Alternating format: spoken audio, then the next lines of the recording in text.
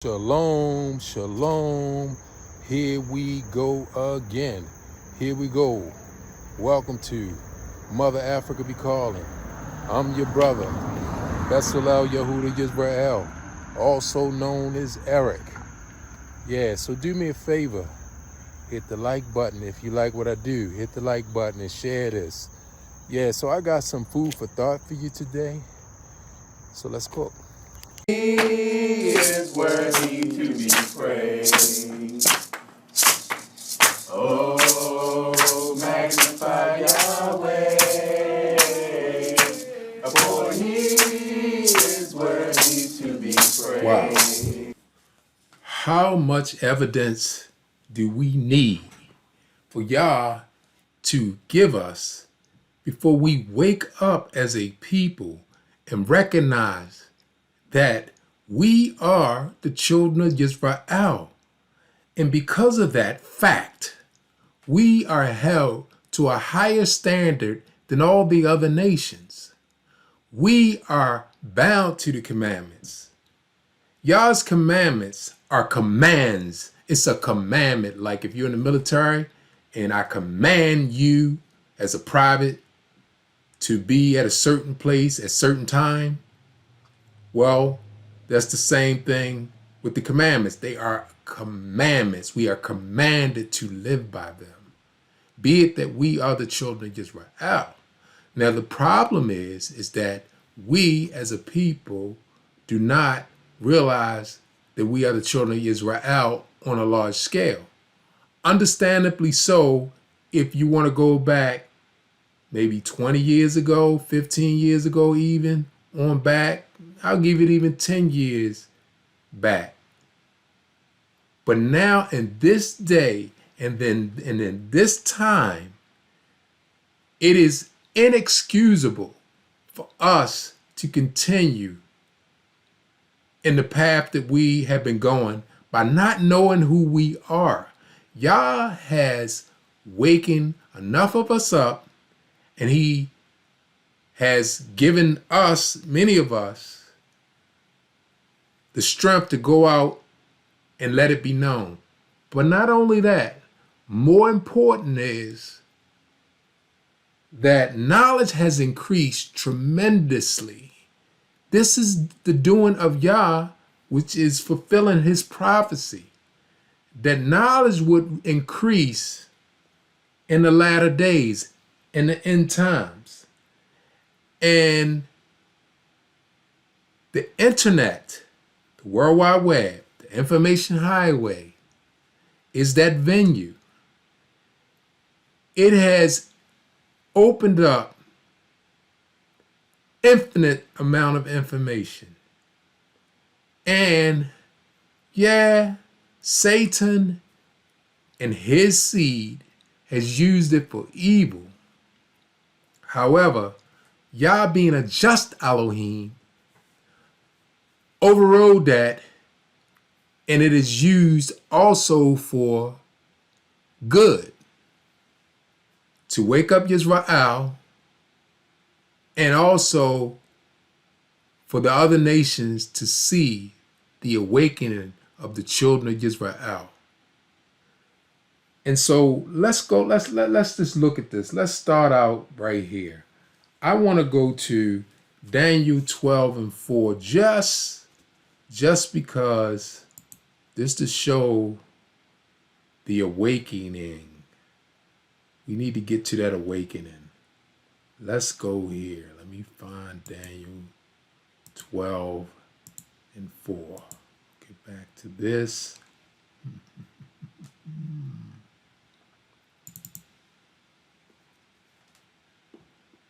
Daniel 12:4. Give me a second here. Thought I had this open already, but nevertheless, we'll get to it real quick. Daniel. Okay. Daniel 12. And let's go to 4.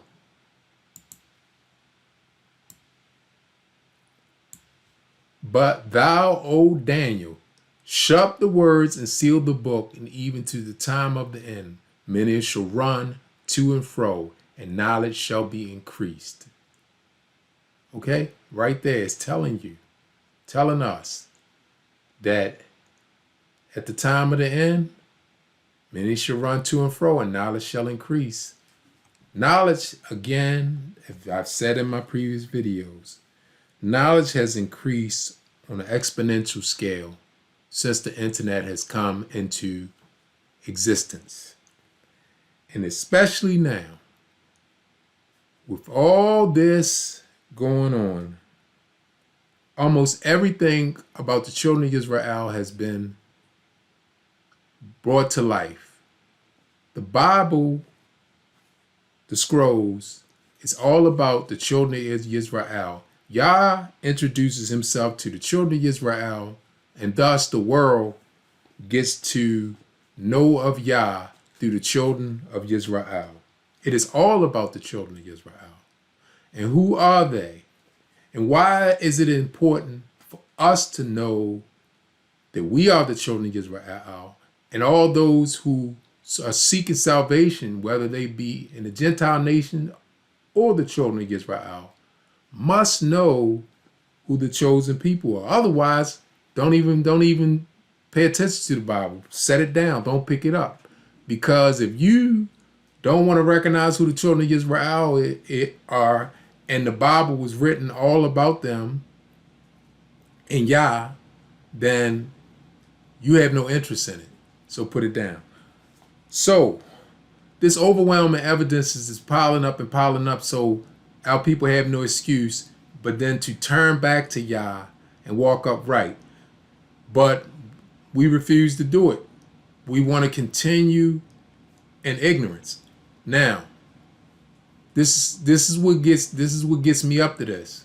Like this morning, I heard my doorbell ringing, and I went to get up to see who it was, but I had to pray first, so I made them wait because it's the Shabbat, and every morning before I do anything, I do my prayers. I speak with Yahweh, thanking Him, and asking Him basically for His mercy and guidance in the things that I do throughout that day. But I hadn't done it yet, so when they were ringing the bell, I woke and then I started praying. By the time I finished praying and went to the door, they had walked away. But they were still in my neighborhood, and they had descended on the neighborhood like bees on honey. And it was so many of them, and I knew what they were doing, and I could see that it appeared to be those who identify themselves as Jehovah's Witnesses. And when I opened the door and I looked at them, they looked at me and they just waved. They didn't come back. I guess it wasn't meant for us to have that talk, because they stood outside my door, but they did not walk back up to it, even though I had opened the door. They just waved. They went on down the street. It was a lot of them. But I was really, bothered by it, because it's sad, because I seen older people, like, senior citizens. I saw some middle-aged people, and I saw some young people. And they were all just, out just going around, and I knew it was Jehovah's Witness. I could see like the pamphlets. I thought I saw the pamphlets. And, and I was like, and I'm very familiar with this. But it's really sad, because with all of this, they're still walking around teaching some form of Jesus. Some form of Jesus Christ, Christianity. With all this knowledge, these people still out here, these people still pushing falsehood. Although some of them are doing it, and they're not doing an evil intentionally, but it's still nevertheless it's an evil, because it's falsehood. Okay? And what it does is it holds us back from keeping the commandments and turning completely back to Yah. We got punished because of not keeping the commandments, because we held to a higher standard.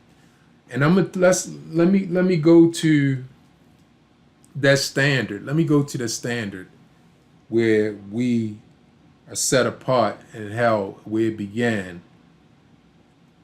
Let's go to Exodus 19. Go to Exodus 19. I don't want to take too long, because I really want to get through this fast. It's already seems like it's getting long already. So no, it's hard to keep people with attention span. So let me read this. Starting in 19:1. This is us now at Mount Sinai, our people, our ancestors. It's important to know this right here. This is where it began, where our blessings began and our trouble began. Listen to me. Listen. In the 3rd month, when the children of Israel were gone forth out of the land of Egypt, also known as Mizraim, the same day came they into the wilderness of Sinai, for they were departed from Rephidim, and were come to the desert of Sinai, and had pitched in the wilderness, and there Israel camped before the mount. And Moses went up unto Yah, and Yah called unto him out of the mountain, saying, Thus shalt thou say to the house of Jacob, Yaakov, also known as Yaakov, and tell the children of Israel, ye have seen what I did unto the Egyptians, and how I bare you on eagle's wings, and brought you unto myself. Now therefore, here's right here where the trouble began, where the blessings began and the trouble began. For us as a nation that we are still dealing with to this day. Now, listen, Exodus 19:5. Now therefore, this is Yah speaking. Now therefore, if ye will obey my voice indeed, and keep my covenant, then you shall be a peculiar treasure unto me above all people, for all the earth is mine. And ye shall be unto me a kingdom of priests and an holy nation. These are the words which thou shalt speak unto the children of Israel. This is Yah speaking, telling Moses, speak this to the children of Israel. There it is right there. There it is right there. A treasured possession we are, and we are above all people. This is Yah speaking. You cannot deny or go against this. This is Yah. So, that's it right there. So, because of that, right? Because of that, this is why we are held accountable to a higher standard, right? We are held to a higher standard than all the other nations. You know, and here, let's go down to 19:7. And Moses came and called the elders and the people and laid before their faces and all these words which Yah commanded him. And all the people answered together and said, all that Yah have spoken, we will do. And Moses returned the words of the people unto Yah. And Yah said to Moses, Lo, I come unto thee in a thick cloud, that the people may hear when I speak with thee and believe thee forever. And Moses told the words of the people unto Yah. So our people, our ancestors said right there to Moses, that they heard everything that Moses said. Yep. And they had agreed to do all. That was a promise that we made to Yah, our ancestors, to do all what he commanded. There it is right there. That right there is in effect to this very day. And so, our people would say, oh, that's the Old Testament, because Christianity taught you that this stuff right here doesn't even matter anymore. It's the Old Testament. All you have to do, right? All you have to do is just believe in Jesus, right? Let me get it. Let me get him. All you had to do is believe in this guy right here. Right here. Come on, let me get him. There it is. And you can live according to your own will. Just believe in Jesus. Right? And this guy right here has covered all your sins. Cesare Borgia, a white man. No melanin. Hair's not like wool. This is what you believe in. This right here is the result of our disobedience. We were put to sleep. We were beat. This was beaten into us, Christianity and Jesus Christ, which is a God of our enemies. That's what happened. But in Yah's mercy, He has waken us up from this. We have the opportunity to turn back to Him, the true and living Elohim, Creator, Yah, and His Son, Yeshua HaMashiach. Right? We're the children of Israel.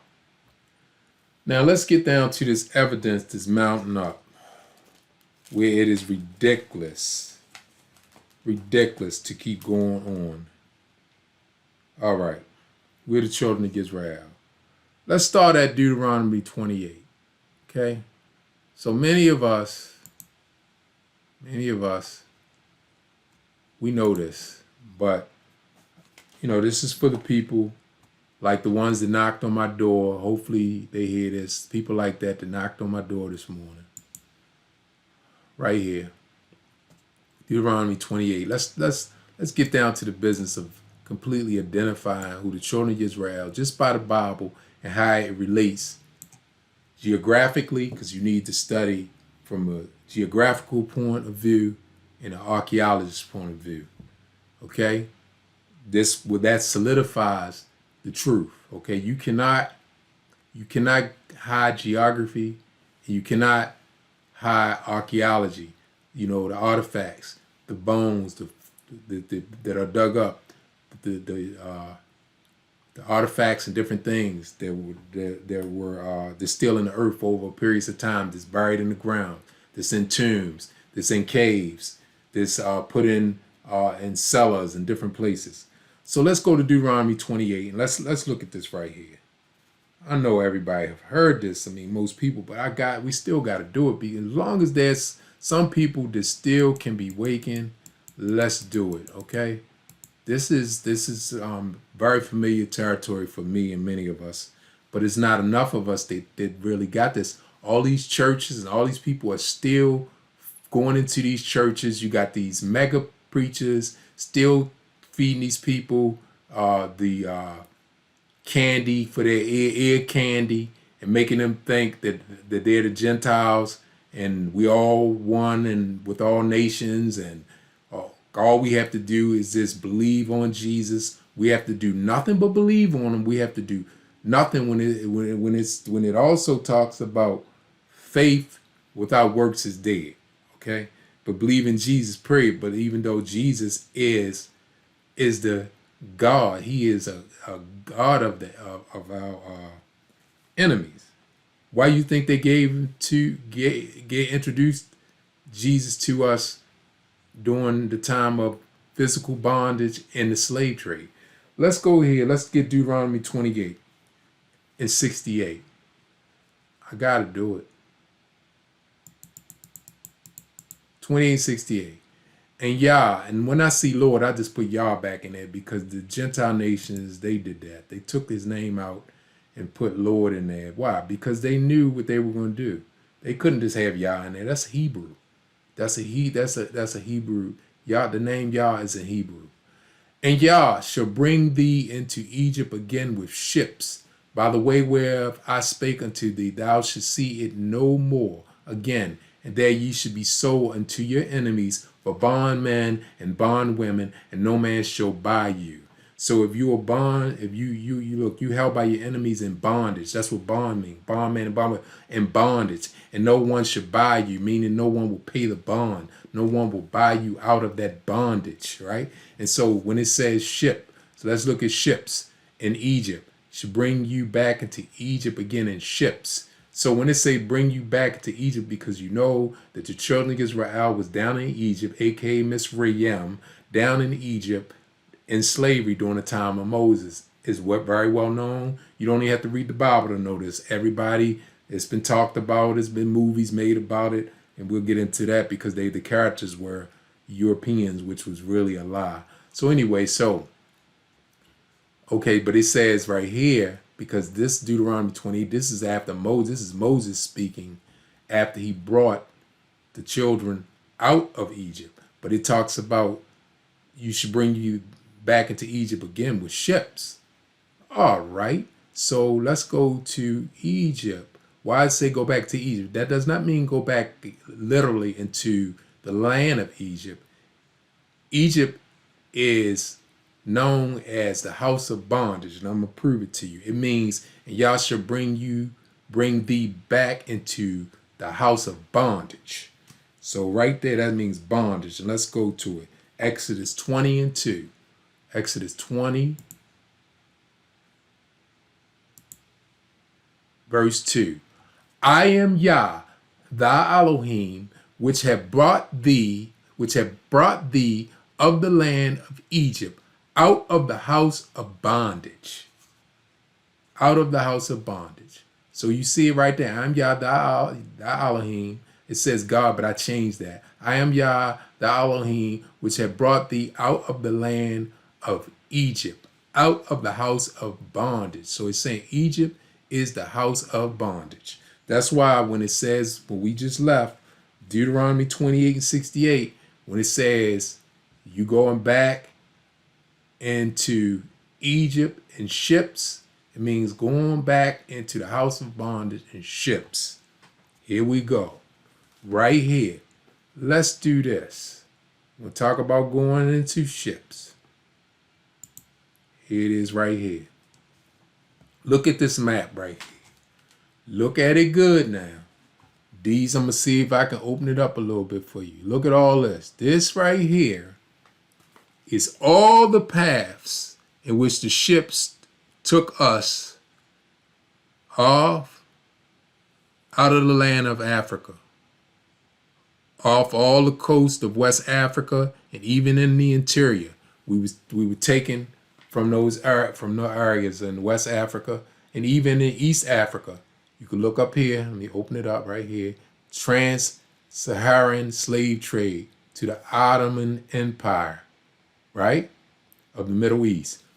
So we're scattered all over the place, taken right out of Africa and went to all nations. Right here, look. This is the transatlantic slave trade. Look, it went all over to Brazil, all over to the United States, all over England, we everywhere, all up in Europe, we everywhere. This is the path of all the places we were taking.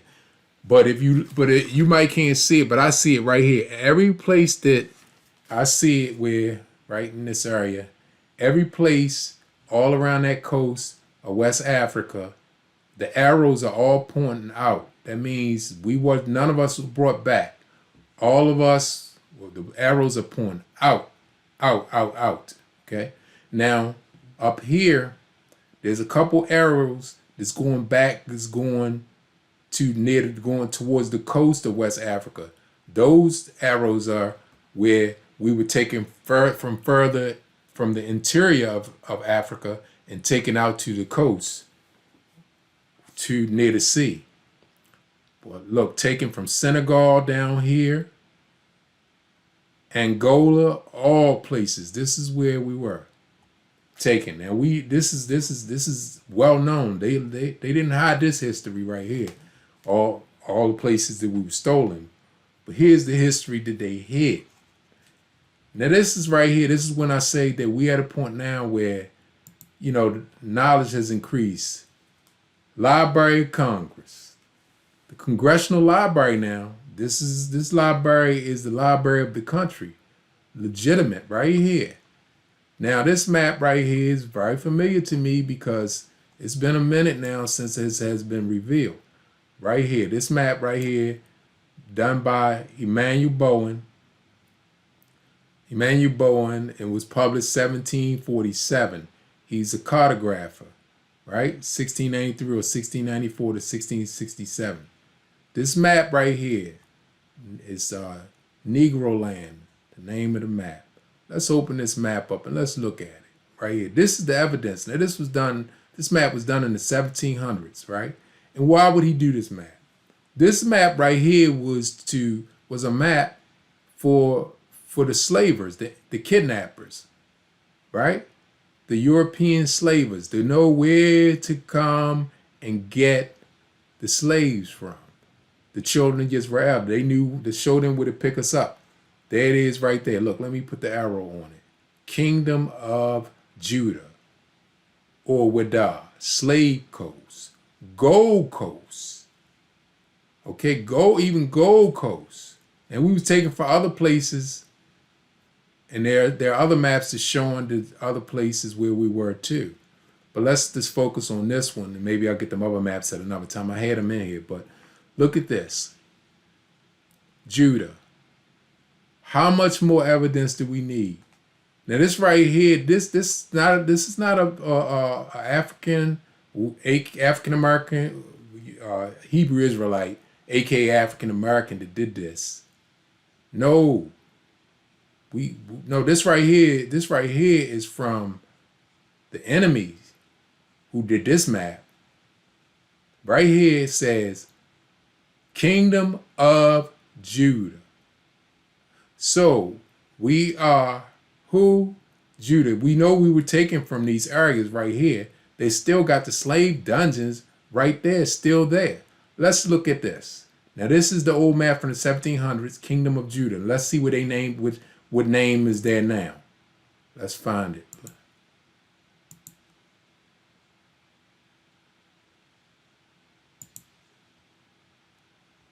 Here's the modern map right here. I'm gonna open it up for you. Now that area right there, this is the area in which it said Kingdom of Judah, right up in this area right here. What did that say? Ghana, Benin, Togo, and Nigeria. Gold Coast, Slave Coast. It was written all the way across here. This is where all our people were. Kingdom of Judah, right here. Why would they name it the Kingdom of Judah? Or aka Yahudah. We know it's Yahudah, but they put the J in there. Why would they name it the Kingdom of Judah? Because Yahudah was there to fill the prophecy that we would be taken in ships, what I just read to you in Deuteronomy 28. Them devils was called to do their part and being a part of bringing out that prophecy that we would get these curses upon us if we did not obey all the commands after we agreed at Mount Sinai. And so they did their part. They delivered us up into all the nations. From here, they took us. All up in here, they took us. We were all scattered anyway out of the land of Israel anyway, because in 70 AD, we had been run out of there by the Roman Empire. And so we were living in all these lands and different places, all down in what they call South Africa today, Sudan. We were scattered around. But Yehuda particularly was in this area a lot. And this is where they got Yehuda and scattered Yehuda through the four quarters of the earth. Or it could be as the four corners or the four quarters. So we see that all the nations that we were scattered to. So again, how much evidence do you need? This is a modern day map. They took them names. They took Kingdom of Judah and all that stuff out. And Gold Coast and Negro land. They took all that stuff out. And now it's just Ghana, Burkina Faso, Benin, Togo, Nigeria, Guinea, Liberia, Sierra Leone, Cameroon. These are all in the Congo, all this. We were all down in these places. All Yehuda, aka Judah, was over this land right here. They wiped us out and took us. They took us. Let's get it. Here we go, right here. Look at that, Angola. See all the brown? This is where we were. If you look at that, the way it's like the map is like a light beige, but then where it gets a little darker chocolate, like a faded chocolate. Look at us. That's all. We all over there. Angola, the Congo, the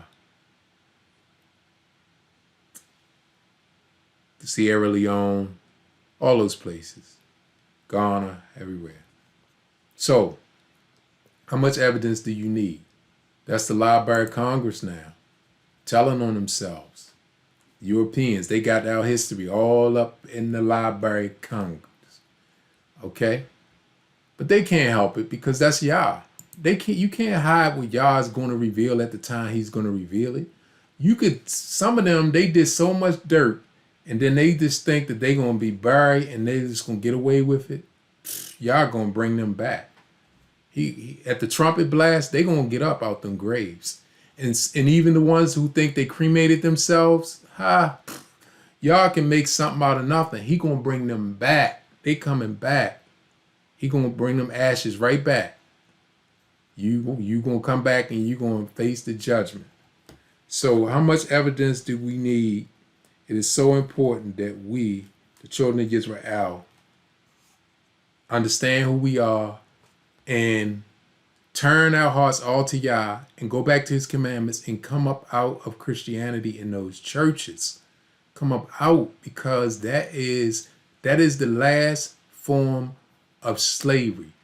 That is the last part of slavery, because that was a part of slavery. They gave us that to keep us enslaved in our minds, to keep us, because as long as we called on Jesus, we was calling on the wrong name, as long as we then believed in the way they taught the Bible, because they got the Bible from us, from our people, because when they went into Jerusalem and they took all the articles of gold, the silver, gold, all the important things, they also took the scrolls, and they took them and they had them, and they still have them up in their places, but they took them and they had them explained or translated so they could understand it to a certain extent.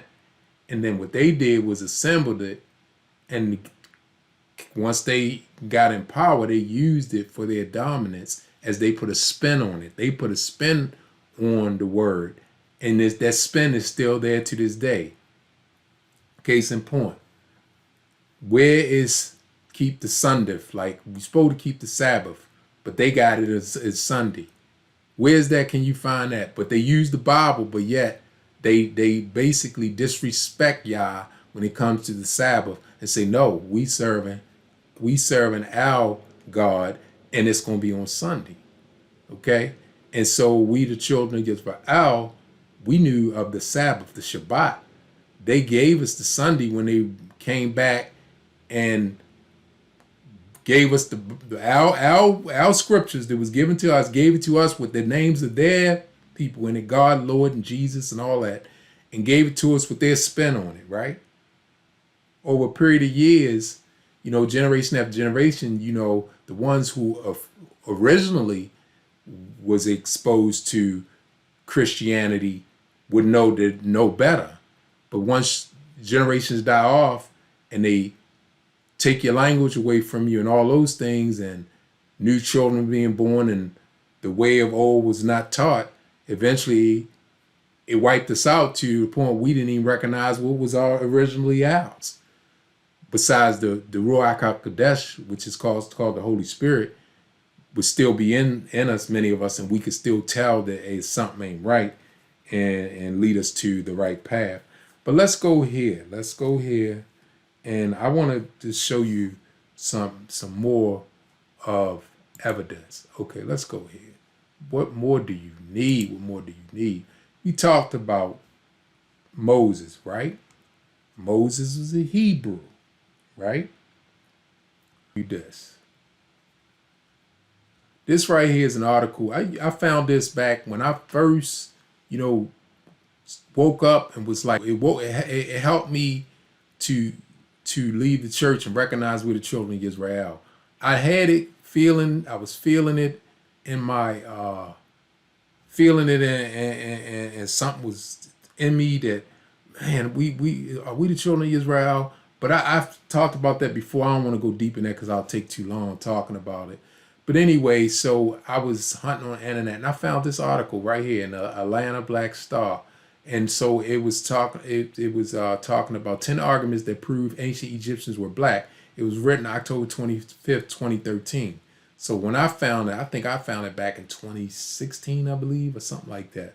But anyway, here it is. Senegalese scholar Dr. Cheikh Anta Diop, right?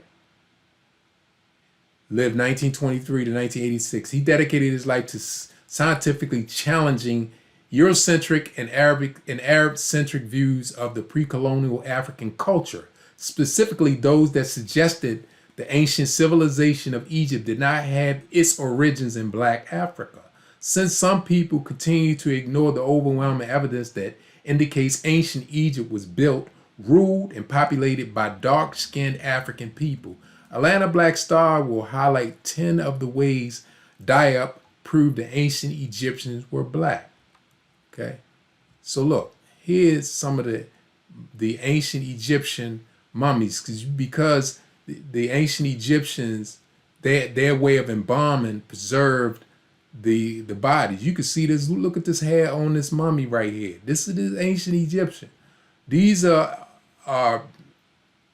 real mummies that are up in Europe in their museums. Look at this. Look at the hair. You can clearly see that right there is a person, a melanin and an African person, right? And this is a person out of Egypt. Listen, physical anthropology evidence based on his review of scientific literature, Diop concluded that most of the skeletons and skulls of the ancient Egyptians clearly indicated they were Negroid people with features very similar to those of modern black Nubians and other people of the Upper Nile and East Africa. He called attention to studies that included examinations of skulls from the pre-dynastic period 6000 BC that showed a greater percentage of black characteristics than any other type. From this information, Diop reasoned that a black race existed in Egypt at that time and did not migrate at a later stage as some previous theories had suggested. Okay, let's go here. Let's do this. This right here, this woke me up so good back then. I was like, here's another one. An Egyptian right here. This right here is an Egyptian tomb, look, this is what Diop did, this doctor. He invented a method for determining the level of melanin in the skin of human beings. Melanin is the chemical responsible for skin pigmentation, and it is preserved for millions of years in the skins of fossil animals. Look, Diop conducted the melanin test on Egyptian mummies at the Museum of Man in Paris and determined the levels found in the dermis and epidermis of a small sample would classify most Egyptians as unquestionably among the black races. See this right here, look, this is what I'm talking about. Look, Egyptian mummies at the museums in Man in Paris. Now, why would the Egyptian mummies be up in Paris? They went into Africa and they ruled and they took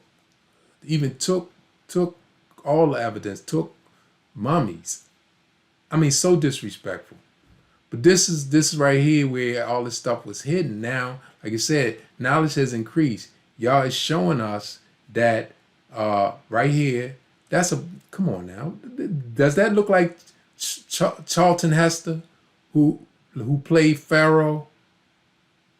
Who played Moses? Who played Moses in the Ten Commandments? Because remember, Moses had to look like Pharaoh's people, the Egyptians, because he grew up in Pharaoh's house when Pharaoh was trying to kill all the Hebrew boys, and during the time Moses was born. As a matter of fact, let's go here. Let's go and let's look at that. Let's get it. Let's get the evidence, because the evidence is piled up now. It's piled up and is no excuse. This right here, right now, is, knowledge is out there. And I mean, we should know this. They in the churches preaching and still preaching and hollering and hooping. Turn around, tell your neighbor, you look good today. Turn around on your right side and tell your neighbor, I just want to hug you. Turn around to your left side and tell your neighbor, oh, you sure made it in here and you looking good today. All that foolishness and jumping around and hollering and everything. It's time to put that to an end. Let's read this. Remember the Egyptian, I just showed you the Egyptian mummies, that's in the museums up in Europe. Look, Listen to this. Exodus 1. This is about Moses. Now these are the names of the children of Israel. That's the wrong chapter. Forgive me for that. No. We don't want to go there. I'm at Exodus 2. Exodus 2, 1 through 20. And there went a man of the house of Levi and took to a wife, daughter of Levi, and the woman conceived and bare a son. And when she saw him that he was a goodly child, he hid himself 3 months. And let me read it again. And the woman conceived and bare a son, and when she saw him that he was a goodly child, she hid him 3 months. And when she could not longer hide him, she took for him an ark of bulrushes and daubed it with slime and with pitch, and put the child therein, and she laid it in the flags by the river's brink.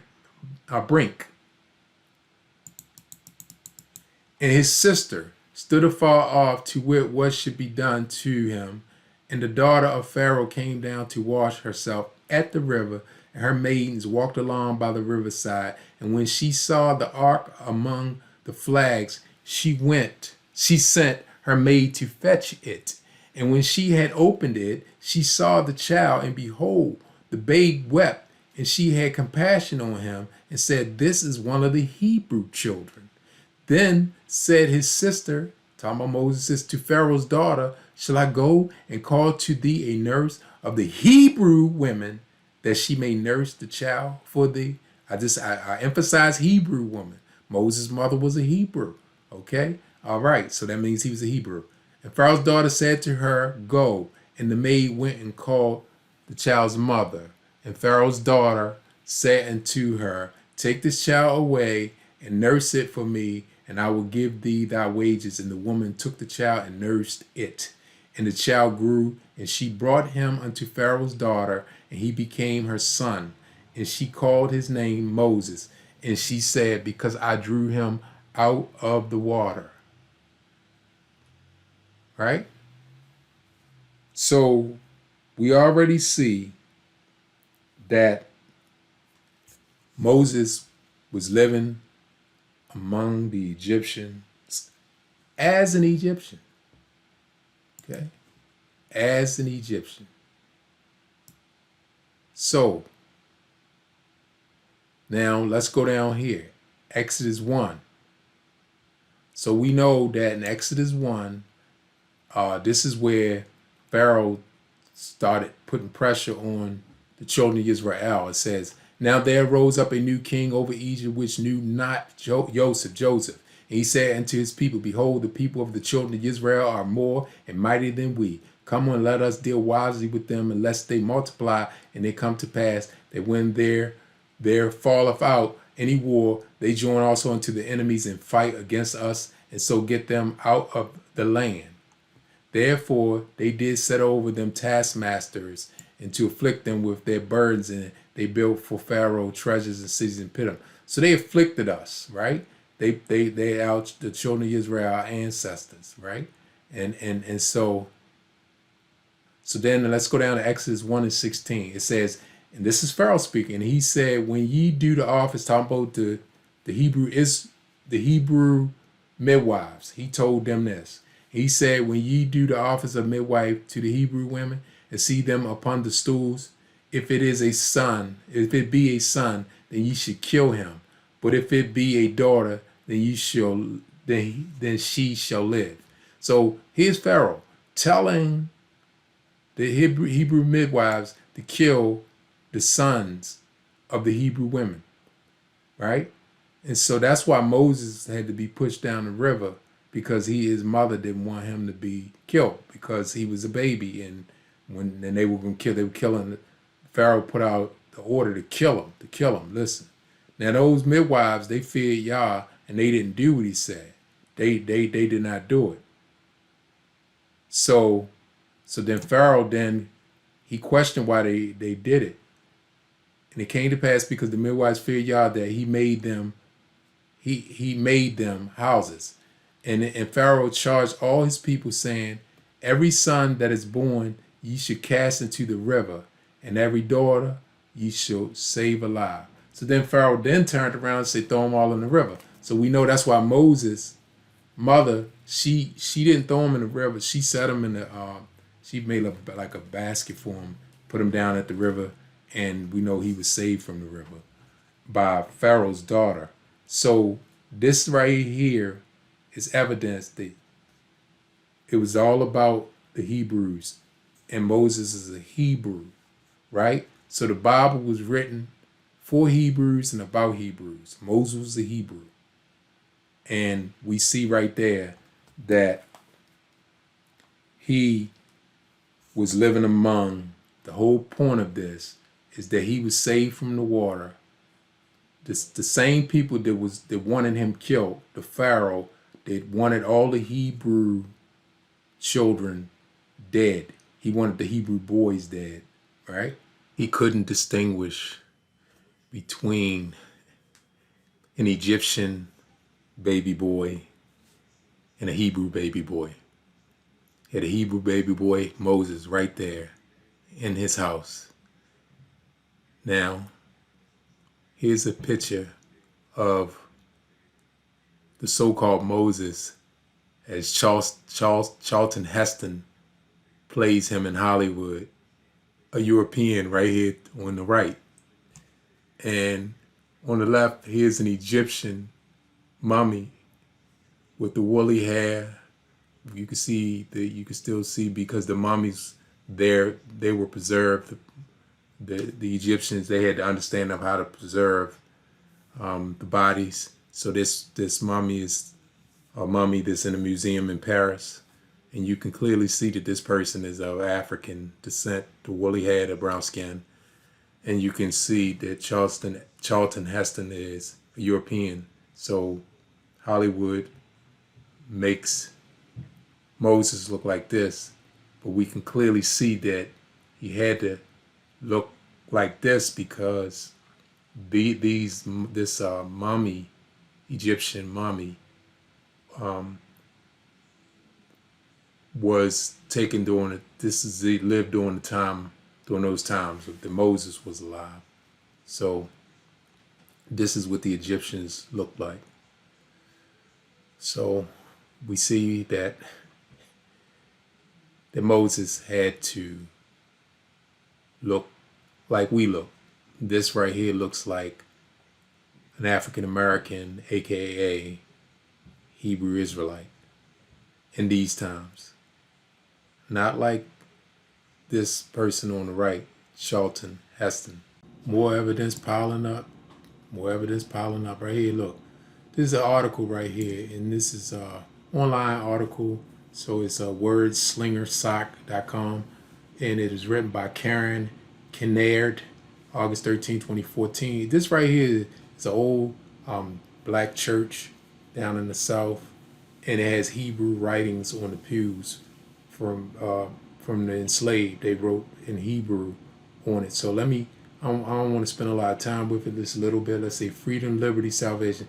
These are words we use frequently without even thinking, but there was a time when some preachers here in America were not permitted to say those words. The summer I visited the family in Savannah, Georgia, we had the privilege of taking a tour through the first African Baptist Church of Savannah, organized in 1773 and constituted in 1777. This church is officially the oldest black church in North America. The congregation is still active today. So I'm going to move on down to the meat that I want to get to. We sat in the pews in the balcony, which are original to the church and made by slaves. On the outside of the pews are markings written in the African dialect known as cursive Hebrew. Cursive Hebrew. So the slaves, the original pews in this church, and outside markings on the outside of the pews is cursive Hebrew. So that's further, here's a picture of the floors of the church, but there's further evidence. I mean, this could be verified. You can go down to this church, but there's further evidence that our ancestors were Hebrews. They claim the savage kidnappers who kidnapped our ancestors, raped them, and did everything. claimed that our ancestors were savages and they couldn't read, and they were like, just like animal like, and dumb, and they needed to be, treated like animals to civilize them.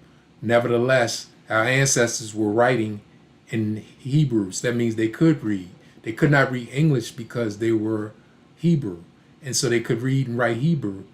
Evidence is there on the pews that they built by the enslaved, and they had scribbled cursive Hebrew on the pews. So our ancestors again could read. They could read and write Hebrew, and so we are Hebrew, the children of Israel. So was Moses a Hebrew. More evidence is piling up. Come on now, we have to turn from what we were taught by the diabolical kidnappers and their children, Christianity, and that's a part of the enslavement.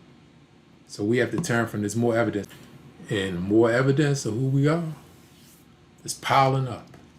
Listen, this right here online article, convincingreason.wordpress.com, and it was written February 14, 2015 by James Robb.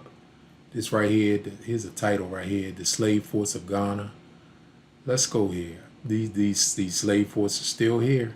Look, this person was talking about, they took this week, I toured in 2 of the old slave forts on the Ghana coast, those at Elmina and Cape Coast. There were once 50 forts such as these along the stretch of West Africa coast that corresponds to modern day Ghana alone, and more to the east and west. It was 50 of these. Listen, the oldest, largest, and one of the best preserved today is St. George Castle at Elmina, built by the Portuguese in 1482. It is the oldest European building in West Africa. Originally, it was built not for the slave trade, but to defend Portugal's monopoly over the maritime trade in gold. The name Elmina is a corruption of the original Portuguese name La Mina, for the gold mine nearby. Gold from this region had previously been transported overland to Europe across the Sahara by the Arab traders.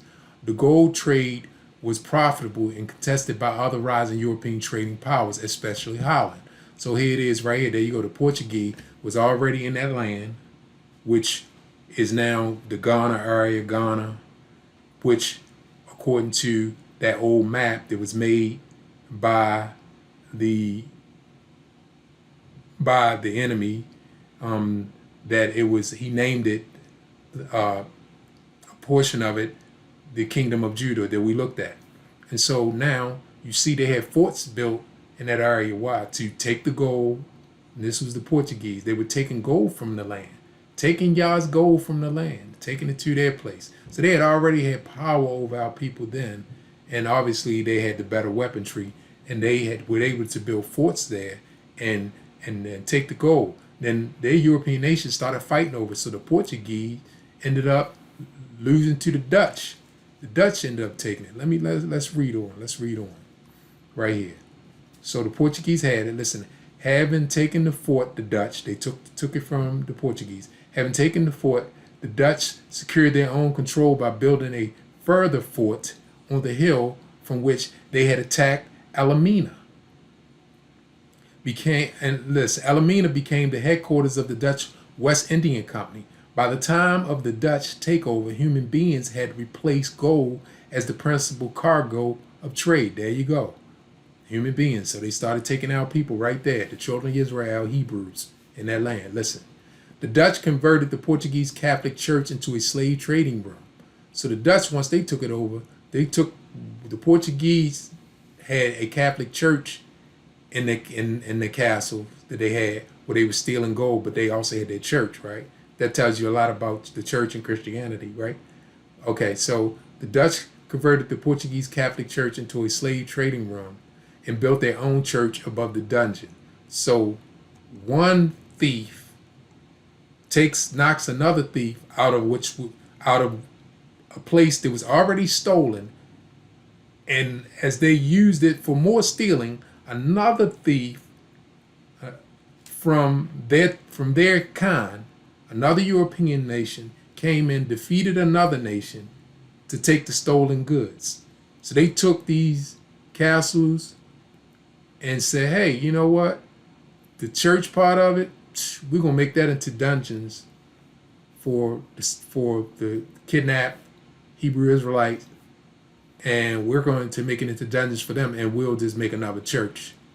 So here it is. Let me read it. The Dutch converted the Portuguese Catholic Church into a slave trading room and built their own church above the dungeon. Now, they wanted to make sure while they were up there praising their Lord, praising the devil, that they had to make sure that their captives, they didn't want them to slip out and nothing to happen to them. So they kept them right under the church, right under their church they built, So as they worshiped, because they was thanking their God, Satan, for what they had in their possession, Yah's people. The slaves were kept here in these dark and ill-ventilated spaces, amid their own excrement and vomit, with food dumped over them from an overhead hatch for up to 3 months. This is what the article reads. Occasionally, the dead among them were removed. The slave trade was so immensely profitable, it would cope with a high death rate among the captives. It is estimated that some 30% of them died in these cells before the passage across the Atlantic, and many more on the passage itself. All right, let's move on. I don't want to take too much time.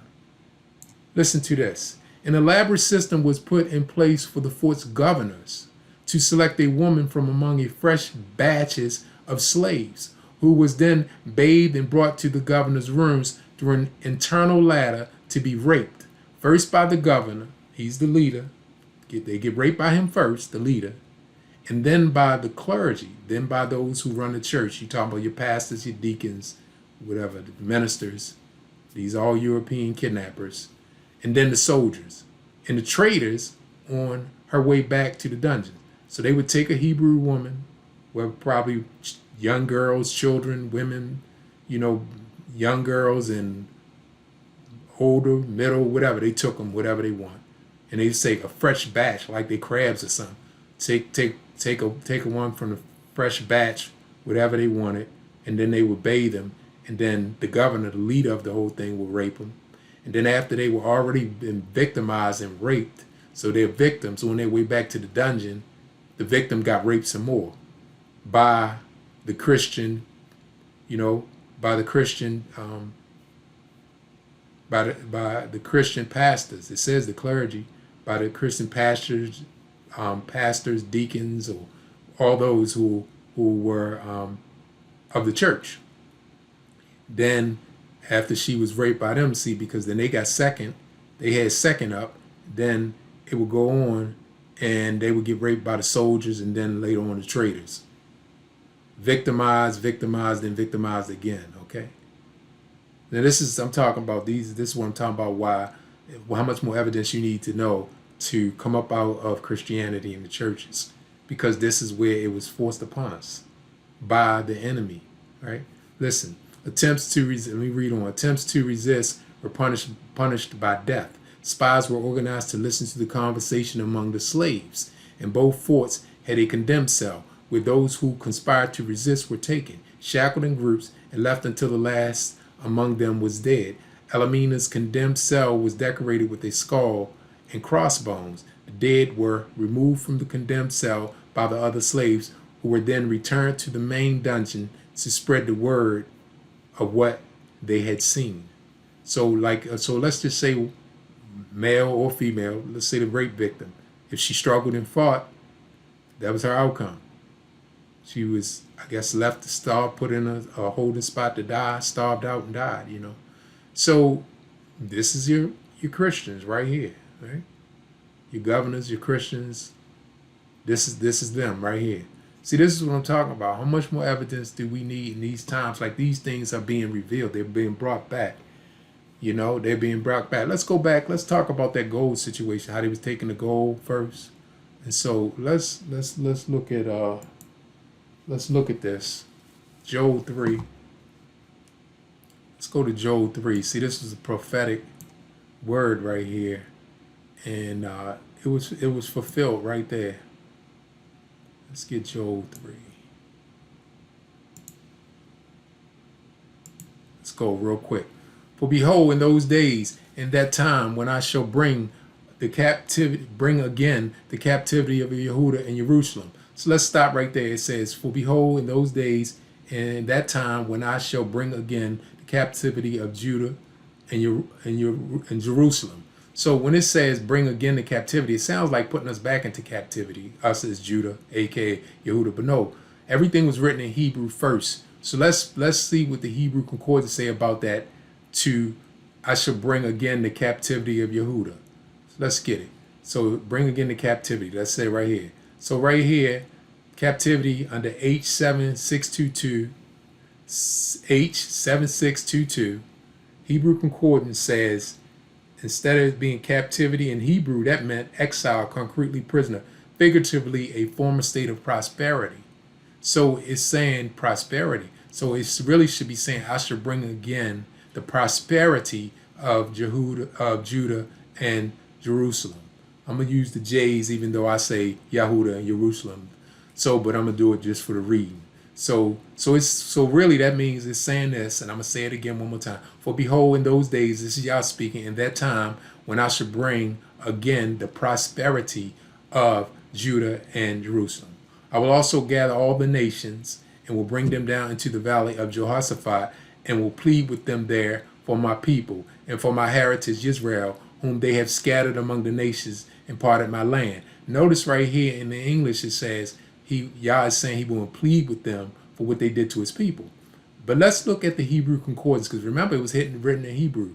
So let's go H8199 in the Hebrew concordance, the Strong's Hebrew concordance. So when it says right here, and I will plead, it means Yah is saying to judge, that is pronounced sentence. So in other words, it's really saying, I will also gather all nations and will bring them into the valley of Jehoshaphat, and I will judge them.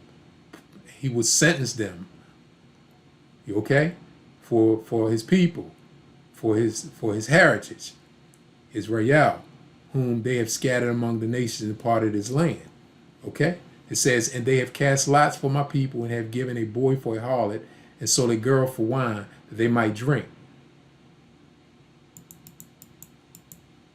Yeah. And what have you to do with me, O Tyre and Zidon, and all the coast of Palestine? Will ye render me a recompense? And if ye recompense me swiftly and speedily, will I return your recompense upon your own head. Okay? So this is y'all talk about all those who had something to do with the children of Israel, the captivity, and who has been involved in it. Because ye have taken my silver and my gold, and have carried into your temples my goodly pleasant things. Didn't they take wasn't it that article I was reading? How they were over there taking the Portuguese first, and then the Dutch, and then eventually to the Brits, the English, they all did it. Taking the gold and taking it into their land. Y'all had already prophesied they would do it. It says, because ye have taken my silver and my gold and have carried it into your temples, my goodly pleasant things. Listen, the children of, this is what's going to happen. The children also of Judah and the children of Jerusalem have you sold. Look, they sold us, so that's a prophetic, they did it. And to the Grecians, okay? So they sold us into the Grecians.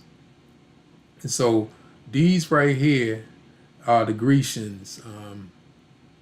So that'll take too much time to go into, but it says H3121, the Javanite, descendants of Javan, the Grecians. I think that is Japheth children.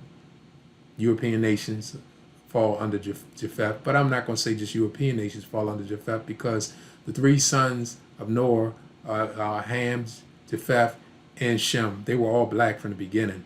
Some kind of ways, some whites got in there, but under the line of Japheth. We still trying to get to the bottom of that. So anyway, and that's a whole nother thing. So anyway, so it says right here, the children also of Judah and children of Jerusalem have you sold unto the Grecians, that ye might remove them far from their borders. We, the children of Israel, was removed far from our borders, from the land of Africa. We all over the place, all over the world. We far from our border. It's what? Hundreds of thousands of miles for us to get back over to the motherland, from which our ancestors were stolen. Behold, listen, Yah is speaking. Behold, I will raise them out of the places whither you have sold them, and will return your recompense upon your own head. He's going to pay them back, right? and so they think that they can die. They like their ancestors. They died and they went into their graves with stolen people, Yah's people at that. They died, you know, with great wealth, past even their kidnapped slaves down to their children to be worked even some more. They made sex farms to reproduce even more offspring for their prosperity and for their pleasure. So they did all these things and they died off and they generations died off and they went to their graves. But guess what though? Y'all gonna raise them up at the trumpet blast. They coming up out of them graves, and y'all is gonna judge them. The eternal lake of fire forever. Okay, the horror of that. There's nothing that's worse than that.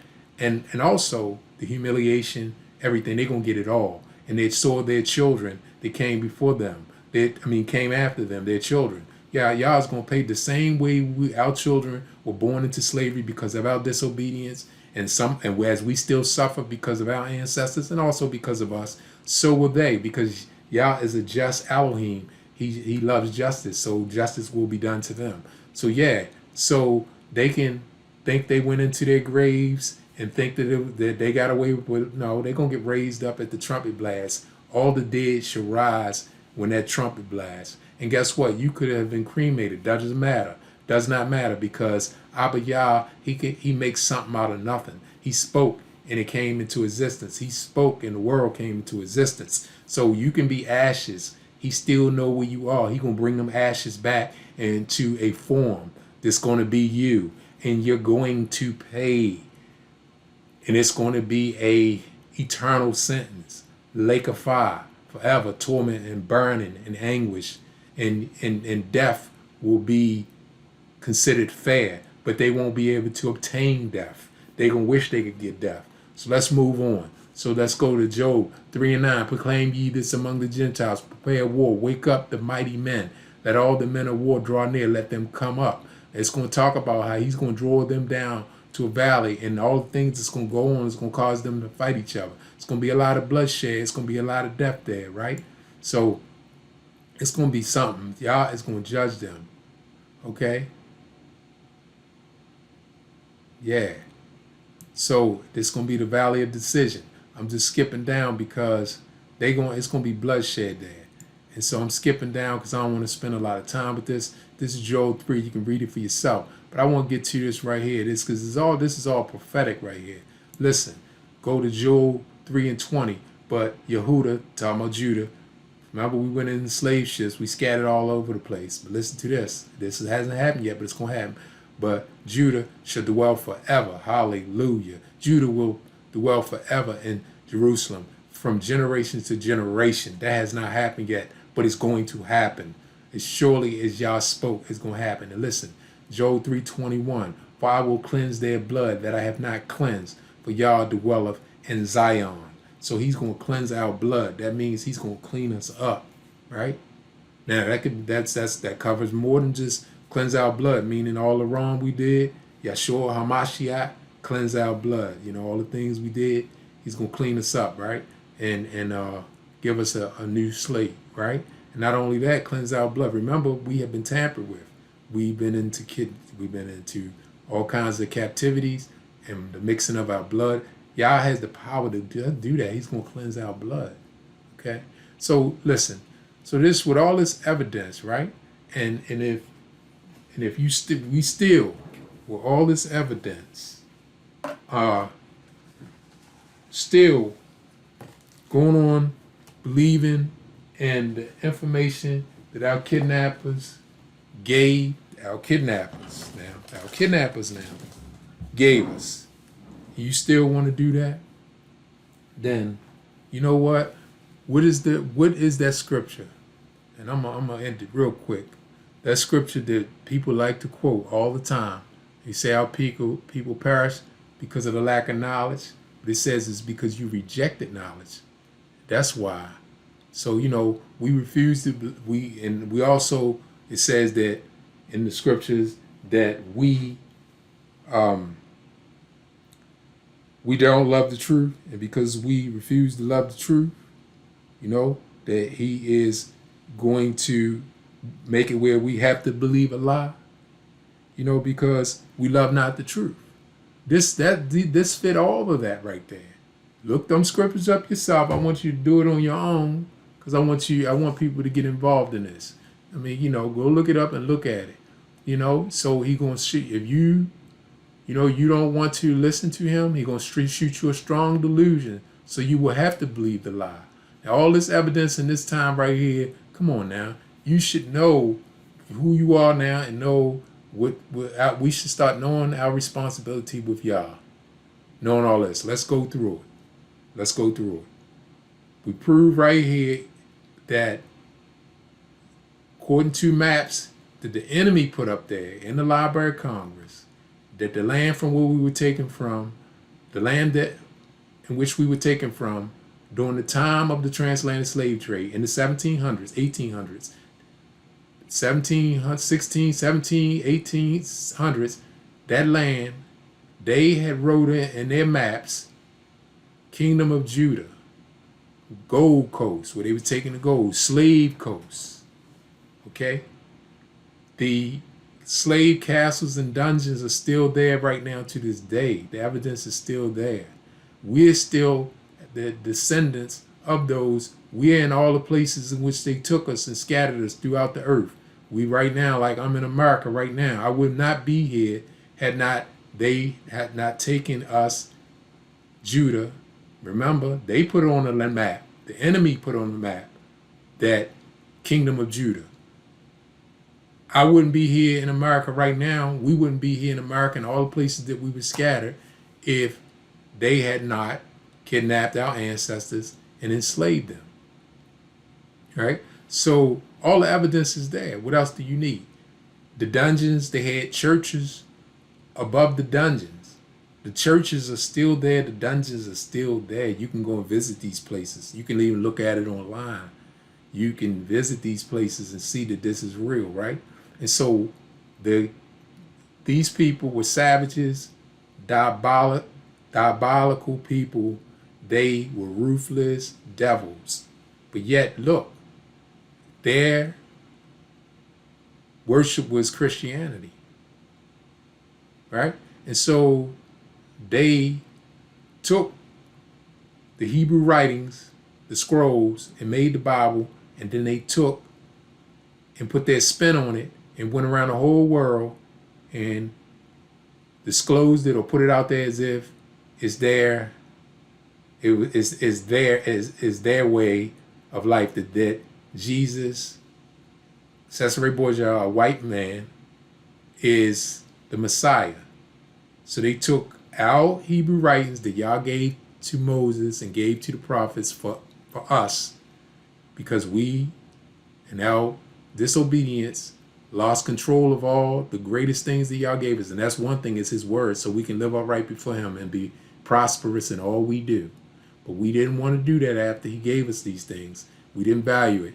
So what? The enemy came in and got their hands on it. Satan knew what he was doing. He took his people. They took what was good and used it to rule. They took it and put a spin on it. They took the word of Yah and put their own spin on it and retaught it to us. Of course, the original Hebrews that was kidnapped in the slave trade, our ancestors, of course, they would recognize that is our the word of Yah. They knew that it was for us and it came to us. So when they tried to give it to them, of course, the first ones knew that it was a problem. They knew that, hey, this is crazy. This is the word of Abba Yah, just for us that y'all got, and now you trying to give it to us. But they removed the names and put God, Lord, and Jesus in there, and then they even put an image up of a person. We not even supposed to have images. But the first, I can imagine our ancestors that were first taken, they could see that it was a lie, and of course it was forced on them, but they couldn't do nothing about it because they were under the judgment. But over the years, as they died off and the birth of their offspring, it wasn't passed down, so they did not have the knowledge, the first-hand knowledge of being Hebrews, and first-hand knowledge of speaking Hebrew, and first-hand knowledge of understanding this, or having understanding of the word of Yah through the scrolls. Of course, they over the years, all that was lost. Yah said in Deuteronomy 28 that in the curses that he will wipe us out until we're not. That means that we're not a people. We won't know who we are. We won't have our own language. We won't have our own land. So you're not a people. So eventually we lost all that. And so that's how Christianity became a faith of the children of Israel who were kidnapped. We are under, the people who we're under, they worship in Christianity. The people who kidnapped us, who been raping us and abusing us and murdering and killing and feeding babies to alligators and hanging and lynching and burning bodies and you name it, they did it. There's nothing that they did not do. Okay? Cutting off body parts, mutilating, doing everything. These people have done all these things, but they're Christians. So how then, this is what I'm saying, we gotta wake up. How are we Christians? Right?